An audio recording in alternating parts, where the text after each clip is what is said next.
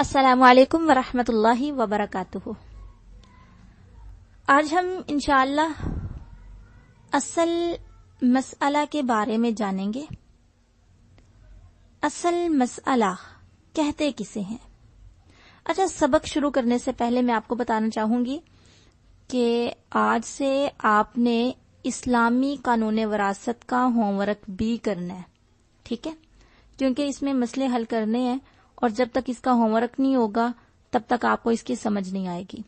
اور دوسری بات میں آپ سے یہ کہنا چاہوں گی کہ جس بہن کے پاس کتابیں موجود ہیں وہ اپنی کتابیں سامنے ضرور کھولیں اور ساتھ میں رف کاپی اور ایک پینسل بھی لے لیں، ٹھیک ہے؟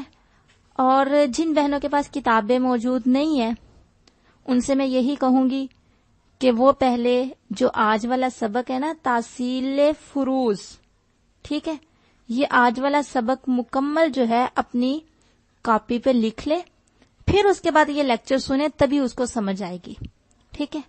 تو دیکھتے ہیں اصل مسئلہ۔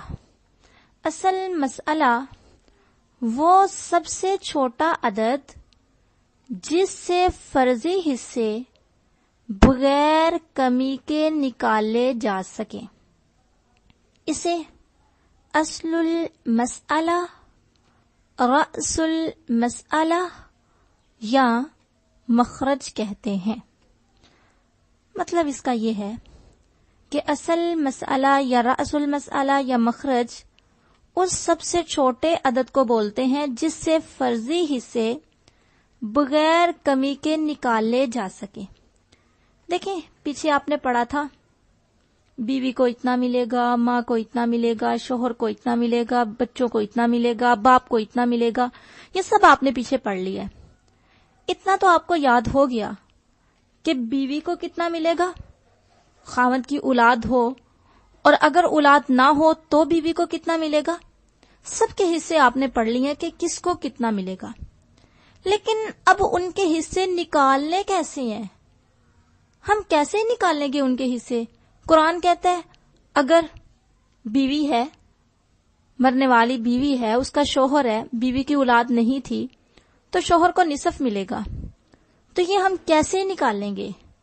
ٹھیک ہے، تو اس کو نکالنے کے لیے ایک ایسا عدد لاتے ہیں جس کے ذریعے سے تمام ورثاء کے حصے نکالے جا سکتے ہوں۔ اسی عدد کو اصل المسئلہ یا رأس المسئلہ یا پھر مخرج بولتے ہیں، ٹھیک ہے؟ اس کی آپ کو تب تک سمجھ نہیں آئے گی جب تک آپ اسے حل نہیں کریں گی، اس کی ایک مثال نہیں لیں گی۔ چلیں ٹھیک ہے، آپ ایسے کریں، رف کاپی کھولیں، میں آپ کو لکھواتی ہوں، آپ لکھتی جائیں۔ سب سے پہلے آپ اوپر لکھیں ورثاء، ورثاء کے نیچے آپ لکھیں بیٹیاں، اس سے نیچے والی لائن پہ لکھیں ماں، اس سے نیچے والی لائن پہ لکھیں باپ۔ اب سب سے اوپر جس لائن پہ آپ نے ورثاء لکھا تھا اسی لائن پہ تھوڑی سی جگہ چھوڑ کے آگے لکھیں مقررہ حصے۔ اب اس سے نیچے والی لائن پہ آئیں تو بیٹیاں لکھی ہیں، بیٹیوں کے آگے یعنی مقررہ حصے، اس سے نیچے آپ لکھیں بیٹیوں کو کتنا ملنا تھا قرآن و حدیث کی روح سے۔ پیچھے آپ نے سارا پڑھا ہے 2/3، یعنی بیٹی ایک ہے تو نصف لے گی، اگر بیٹیاں 2 یا 2 سے زیادہ ہوں تو پھر 2/3 لیں گی۔ تو اب مقررہ حصے اس کے نیچے لکھیں 2/3۔ پھر نیچے ماں تھا، ماں کے آگے مقررہ حصے، اس کے نیچے لکھیں 1/6، ٹھیک ہے؟ پھر اس کے بعد ماں کے نیچے باپ، اور باپ کے آگے یعنی مقررہ حصے، اس کے نیچے لکھیں 1/6 اور ساتھ میں عصبہ، ٹھیک ہے؟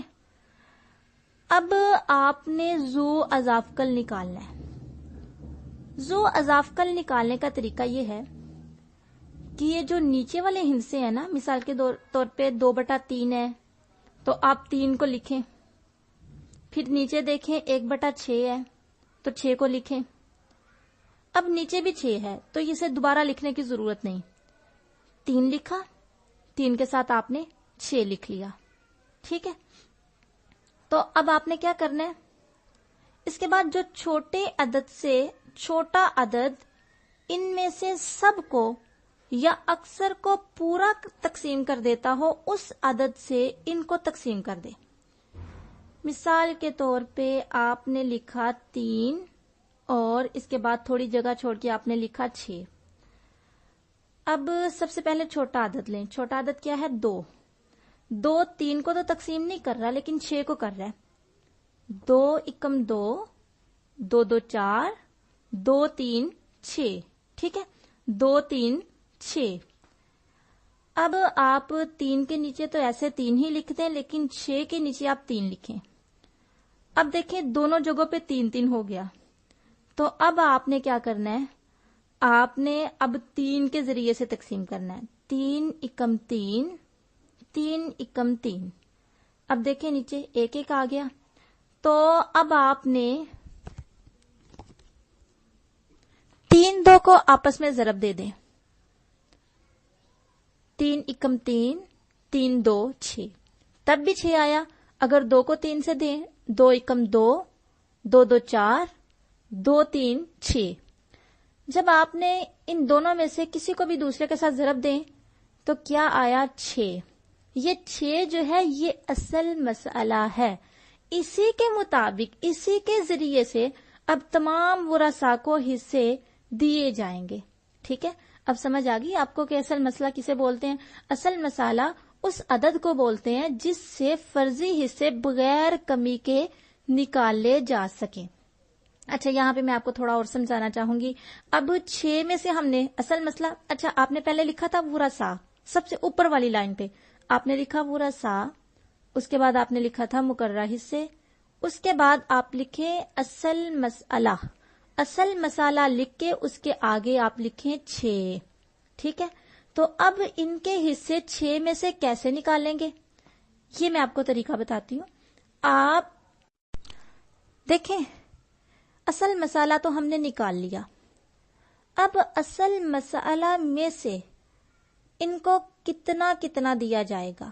اصل مسئلہ 6 تھا, تو اس کا آسان طریقہ یہ ہے کہ دیکھیں بیٹیوں کو مقررہ حصے کتنا ملا تھا؟ 2/3.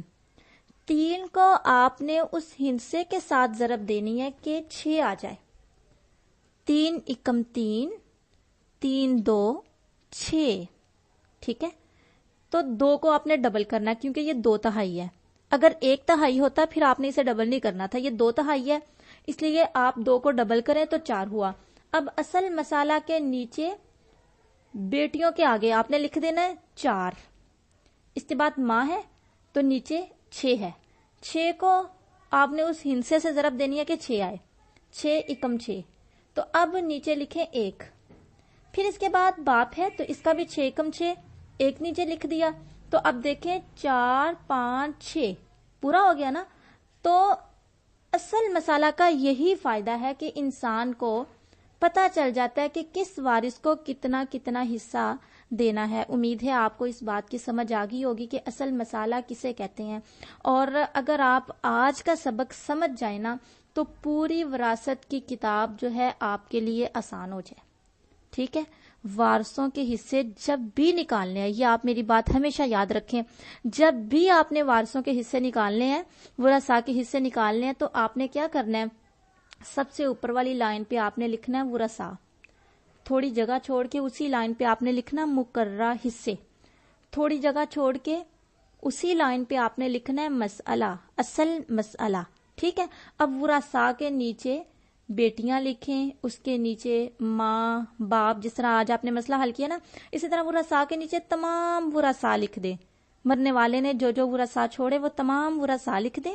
اس کے بعد مقررہ حصوں کے نیچے جو حصے آپ نے قرآن و حدیث کی روح سے پیچھے پڑے ہیں کہ کس کو کتنا ملے گا وہ لکھ دیں. اسی طریقے سے 2/3, 1/6, 1/6 اسی طریقے سے آپ نے لکھنا ہے.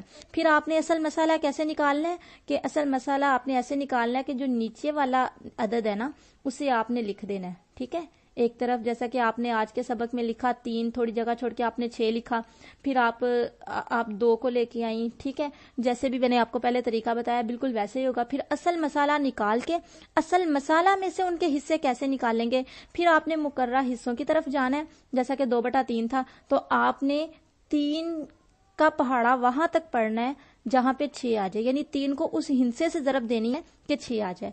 ٹھیک ہے، یہی طریقہ ہے مسئلہ حل کرنے کا. اگر آپ کو مزید کسی چیز کی سمجھ نہیں آئی تو آپ پوچھ سکتی ہیں.